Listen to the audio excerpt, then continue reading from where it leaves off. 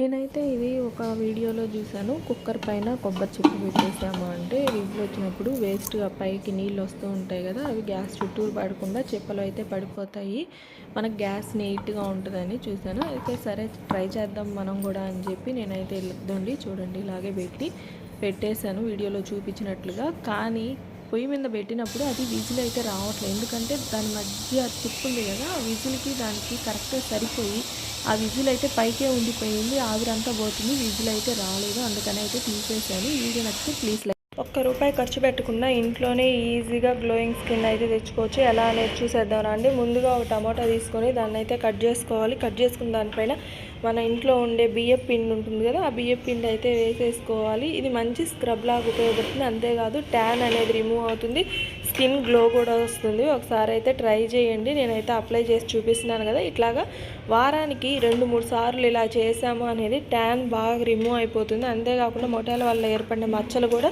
చాలా వరకు అయితే తగ్గుతాయి. ఇంతకంటే బెటర్ టిప్స్ మీ దగ్గరగానే ఉంటే నాకైతే కామెంట్ బాక్స్లో షేర్ చేయండి, నేను ఖచ్చితంగా అవి కూడా చేసి చూపిస్తాను. ఈ వీడియో నచ్చినట్లయితే.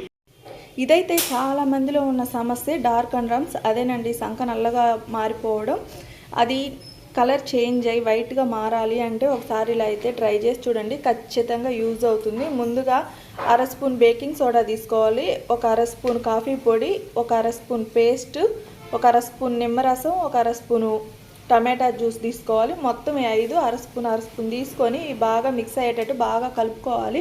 కలుపుకున్న తర్వాత అండర్ఆర్మ్స్ దగ్గర అప్లై చేసేసుకోవాలి. అది బాగా ఆరిపోయిన దాకా, అంటే 10 నుంచి 15 నిమిషాల వరకు ఉంచి తర్వాత దాన్ని స్క్రబ్ లాగా మనం బాగా రుద్దేసాము అంటే కలర్ అయితే చేంజ్ అయ్యిద్ది. ఖచ్చితంగా ఈ వీడియో నచ్చినట్లయితే ప్లీజ్ లైక్ చేయండి, షేర్ చేయండి, సబ్స్క్రైబ్ చేయడం మాత్రం మర్చిపోకండి. చూడండి, ఈ మధ్య కాలంలో చాలామందికి ఈ సమస్య అయితే ఉంది, పిల్లల నుంచి పెద్దవాళ్ళ వరకు. ఏంటి అంటే ఎవరికన్నా మాట్లాడేటప్పుడు నోట్ నుంచి స్మెల్ రావటం అనేది, ఆ స్మెల్ అంటే బ్యాడ్ స్మెల్ అది వస్తూ ఉంటుంది కదా, ఎదుటి వాళ్ళు వినాలన్నా మనం మాట్లాడాలన్నా మనకి ఇబ్బందిగా ఉంటుంది, వాళ్ళు ఏమనుకుంటారో అనేది. అలా స్మెల్ రాకుండా ఉండాలి అంటే ఒకసారి ఇలా అయితే ట్రై చేయండి. యాలుక్కాయలు ఉంటాయి కదా, అవి ఒక 2 యాలుక్కాయలు తీసేసుకొని వాటిని కొంచెం కచ్చా పచ్చాగా అయితే దంచేసుకోవాలి. దంచేసిన తర్వాత నీళ్లు పోసి పొయ్యి మీద పెట్టేసుకోవాలి. కొద్దిగా నీళ్ళిపోయిన దాకా ఉంచుకొని వాటిని అయితే దించి ఇలా వడగట్టుకోవాలి.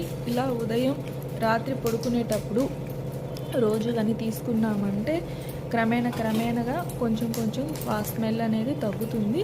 ఈ వీడియో కానీ నచ్చినట్లయితే ప్లీజ్ లైక్ చేయండి, షేర్ చేయండి, సబ్స్క్రైబ్ చేయడం మాత్రం మర్చిపోకండి. మీ దగ్గర ఉండే టిప్స్ అయితే మనం ఏదన్నా వంట చేసిన తర్వాత వేడిగా ఉన్న నూనె బాండీలు అది పక్కన పెడుతూ ఉంటాము, నూనె తీయటం మర్చిపోతూ ఉంటాం. అలాంటప్పుడు ఒక్కోసారి దాంట్లో నీళ్లు పడిపోతూ ఉంటాయి. అలా నీళ్లు పడినప్పుడు ఆ నీళ్ళని ఎలా వేరు చేసుకోవాలి అనేది చూసేద్దాం. ముందుగా ఒక కవర్ అయితే తీసుకోవాలి. నేనైతే ఇప్పుడు నూనె నీళ్లు 2 కలిపాను, మీ ముందే చూసారు కదా. ఇప్పుడు ఒక కవర్ అయితే తీసుకొని దానికి చిన్న హోల్ పెట్టుకోవాలి. కవర్లో పోసిన తర్వాత నూనె అయితే పైకి తేలుతుంది, నీళ్ళు అడుక్కొచ్చేస్తాయి. దానికి చిన్న హోల్ పెట్టామంటే ఆ నీళ్ళన్నీ కిందకు వచ్చేస్తాయి. మీరు దాంట్లో బాండీల్లో కూడా నూనె ఉంది కదా అక్క అని అడగబాకండి, ఎందుకంటే నేను దాంట్లోనే కదా ఆయిల్ పోసాను, ఫస్ట్ ఆయిల్ పోసి నీళ్ళు పోసి కలిపాను కాబట్టి ఆ నూనె అయితే ఉంది, దీంట్లో అయితే కాదు. మనకి వాటర్ వరకే సపరేట్గా వచ్చేస్తాయి, నూనె అనేది పైన తేలుతుంది. ఆ నీళ్ళన్నీ వచ్చేసాక ఈ హోల్ని నూనె పోకుండా పట్టేసుకొని తీసుకోవటమే. ఈ వీడియో నచ్చినట్లయితే ప్లీజ్ లైక్ చేయండి, షేర్ చేయండి.